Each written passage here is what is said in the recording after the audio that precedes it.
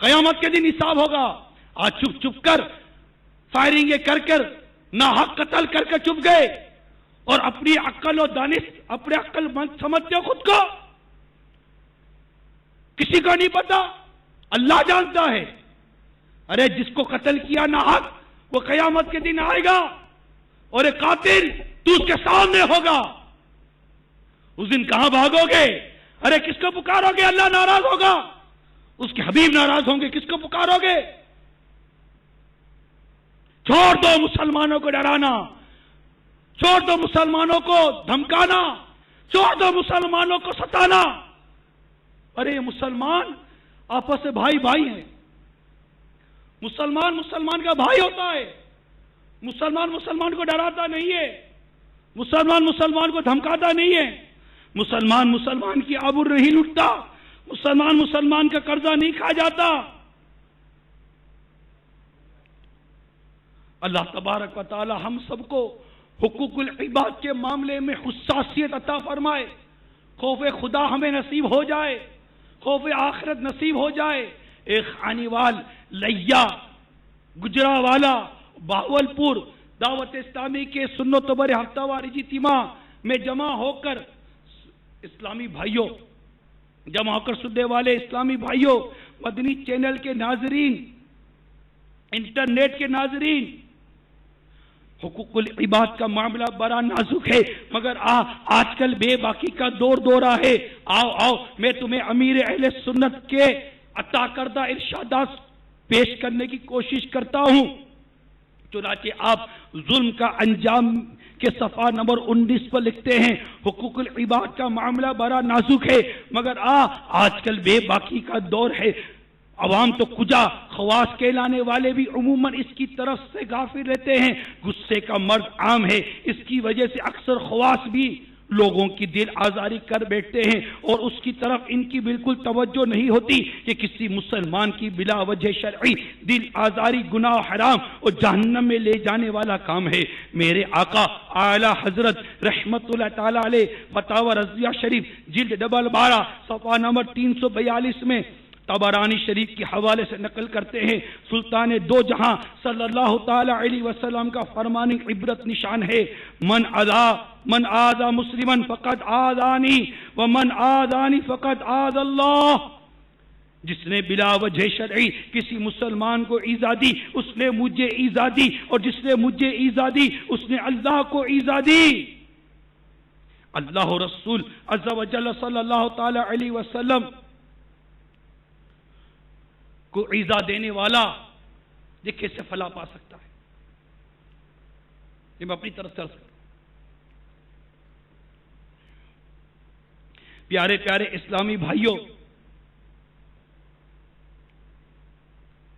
اللہ اور اس کے رسول عز و جل صلی اللہ تعالی علیہ وسلم کو ایذا دینے والوں کے بارے میں اللہ عز و جل پارہ 22 سورۃ الاحزاب آیت نمبر 57 میں ارشاد فرماتا ہے, ترجمہ کنز الایمان, بے شک جو ایذا دیتے ہیں اللہ عز و جل اس کے رسول کو ان پر اللہ کی لعنت ہے دنیا اور آخرت میں, اور اللہ عز و جل نے ان کے لیے ذلت کا عذاب تیار کر رکھا ہے. پیارے پیارے اسلامی بھائیوں, اگر آپ کبھی کسی مسلمان کی بلا وجہ شرعی دل آزاری کر بیٹھے ہیں تو آپ کا چاہے اس سے کیسا ہی قریبی رشتہ ہے, بڑے بھائی ہیں, والد ہیں, شوہر ہیں, سسر ہیں, یا کتنے ہی بڑے رتبے کے مالک ہیں, چاہے صدر ہیں یا وزیر ہیں, استاذ ہیں یا پیر ہیں یا مؤذن ہیں یا امام و خطیب ہیں یا کچھ بھی ہیں, بغیر شرمائے توبہ بھی کیجئے اور اس بندے سے معافی مانگ کر اس کو راضی بھی کر لیجئے, ورنہ جہنم کا ہولناک عذاب برداشت نہیں ہو سکے گا. سنو حضرت سیدنا یزید بن شجرہ رحمت اللہ تعالی علیہ فرماتے ہیں, جس طرح سمندر کے کنارے ہوتے ہیں اسی طرح جہنم کے بھی کنارے ہیں, جن میں بختی اونٹوں جیسے سانپ اور خچروں جیسے بچھو رہتے ہیں. اہل جہنم جب عذاب میں کمی کے لیے فریاد کریں گے تو حکم ہوگا کناروں سے باہر نکلو. وہ جو ہی نکلیں گے تو وہ سانپ انہیں ہونٹوں اور چہروں سے پکڑ لیں گے اور ان کی کھال اتار لیں گے. وہ لوگ وہاں سے بچنے کے لیے آگ کی طرف بھاگیں گے. پھر ان پر کھجلی مسلط کر دی جائے گی. وہ اس قدر کھجائیں گے کہ ان کا گوشت پوست سب جھڑ جائے گا اور صرف ہڈیاں رہ جائیں گی. پکار پڑے گی, اے فلاں کیا تجھے تکلیف ہو رہی ہے؟ وہ کہے گا ہاں. تو کہا جائے گا یہ اس ایذا کا بدلہ ہے جو تو مومنوں کو دیا کرتا تھا. میٹھے میٹھے اسلامی بھائیوں، مسلمانوں کو ایذا دینا مسلمان کا کام نہیں، بلکہ اس کا کام تو یہ ہے کہ مسلمان سے ایذا دینے والی چیزیں دور کرے. سیدنا مسلم بن حجاج قشیری رحمت اللہ تعالی علیہ صحیح مسلم میں نقل کرتے ہیں، تاجدار مدینہ صلی اللہ تعالی علیہ وسلم کا فرمان باقرینہ ہے، میں نے ایک شخص کو جنت میں گھومتے ہوئے دیکھا کہ جدھر چاہتا ہے نکل جاتا ہے، کیونکہ اس نے دنیا میں ایک ایسے درخت کو راستے سے کاٹ دیا تھا جو کہ لوگوں کو تکلیف دیتا تھا. اب دیکھیے لوگوں سے تکلیفیں دور کرنا کس قدر ثواب کی بات ہے.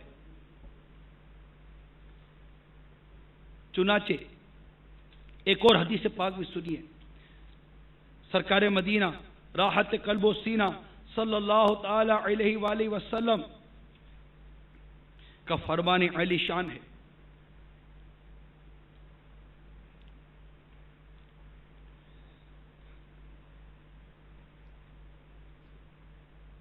ایک شخص راستے میں جا رہا تھا، اس کو بہت سخت پیاس لگی، اس نے کنواں دیکھا، اس میں اتر کر پانی پیا. پھر وہ باہر آیا تو اس نے دیکھا کہ کتا پیاس کی شدت سے کیچڑ چاٹ رہا تھا. اس شخص نے کہا اس کتے کو بھی اتنی پیاس لگی ہے جتنی مجھے لگی تھی. وہ کنویں میں اترا اور اس نے اپنے موزے میں پانی بھرا، پھر موزے کے منہ کو بند کر کے کنویں سے باہر آیا، کتے کو پلایا. اللہ نے اس کے اس فعل کو قبول کیا اور اس کو بخش دیا. صحابہ کرام علیہم رضوان نے پوچھا یا رسول اللہ صلی اللہ تعالی علیہ وسلم کیا جانوروں کے ساتھ نیکی کرنے سے بھی ہمیں اجر ملے گا؟ ارشاد فرمایا ہر زندہ جگر میں اجر ہے. یعنی آپ غور کیجئے کہ ایک جانور پر رحم کرنے والا، شفقت کرنے والا، اس کی بخشش ہو گئی. تو جو مسلمانوں سے اذیت دور کرے، اذیت دینا اس کی تو بات ہو گئی، جو مسلمانوں سے اذیت دور کرے اس کو اللہ تعالیٰ نے کتنا اجر و ثواب عطا کیا. آنکھ کو دیکھیے یار، ایک آنکھ کو دیکھیے، کیونکہ مسلمانوں کی مثال روایتوں میں ایسی آئی ہے کہ جیسے مسلمان ایسے مومن جیسے ایک جسم ہوتا ہے، ایک بدن ہوتا ہے. ایک اس کو درد ہو تو دوسرا عضو اس کے درد کو محسوس کرتا ہے، اس کے درد کو بڑھاتا نہیں ہے. سر میں درد ہو جسم متاثر ہوتا ہے، بخار ہو جسم متاثر ہوتا ہے، پاؤں میں درد ہو جسم متاثر ہوتا ہے، جسم کے ایک حصے میں درد ہو پورا جسم متاثر ہوتا ہے. ہمارے پیارے آقا صلی اللہ تعالی علیہ وسلم نے مسلمانوں کو اس طرح ایک جسم کی مانند بتایا، بلکہ روایتوں میں یہاں تک آیا کہ مسلمانوں کی مثال ایسی ہے کہ جیسے کہ ایک دیوار کی طرح کہ ایک اینٹ دوسرے اینٹ کو تقویت دے رہی ہے. یہاں تو یہ ارشاد ہو رہا ہے، اور یہاں مسلمان کا گلا کاٹے، اسی کی پاؤں کھینچے، اسی کی ٹانگ کھینچے، اسی کو نقصان پہنچائے، اس سے حسد کرے، اس سے بغض کرے، اس سے کینہ کرے، اس کو تکلیفیں دے، اس کی راہ میں تکلیفوں کا سامان پیدا کرے. ذرا غور کیجئے کہ جب ایک جانور پر شفقت کرنے سے، کرم کرنے سے اللہ کی رحمت جوش میں آئی اور اس کو بخش دیا، جو مسلمان پر کرم کرے گا، مسلمان پر شفقت کرے گا، مسلمان کو ایذا نہیں دے گا بلکہ آسانی پیدا کرے گا، اللہ کی بارگاہ میں اس کا کیسا مقام ہوگا. ارے آنکھ کو دیکھو، آپ کے جسم میں کہیں بھی درد ہو، آنکھ روتی ہے نہیں روتی؟ کبھی آنکھ یہ کہتی ہے کہ میری آنکھ میں درد ہوگا تو میں روں گی؟ نہیں. ہاتھ میں درد ہوتا ہے آنکھ روتی ہے، پیٹ میں درد ہوتا ہے آنکھ روتی ہے، پاؤں میں درد ہوتا ہے آنکھ روتی ہے، جسم کے جس حصے میں درد ہو آنکھ روتی ہے، دل میں درد ہو آنکھ روتی ہے. کوئی تکلیف ہوتی ہے نا، درد دور کی کوئی کہہ دیتا ہے نا، اس کا احساس بھی ہماری جسم کی آنکھ کرتی ہے، ہمارا جسم کا عضو کرتا ہے، اور وہ ہماری تکلیف پر ہوتی ہے، ہمارے ساتھ شیئر کرتی ہے، ہمارے غم میں شریک ہو جاتی ہے. ہم آنکھ بھی نہ رہے، ہماری آنکھ کا، ہماری جسم کا ایک آنکھ ہے، اسی سے ہم سبق حاصل کریں. ایک کاش ہم ظلم سے باز آ جائیں، مسلمانوں پر شفقت، محبت اور رحمت کا برتاؤ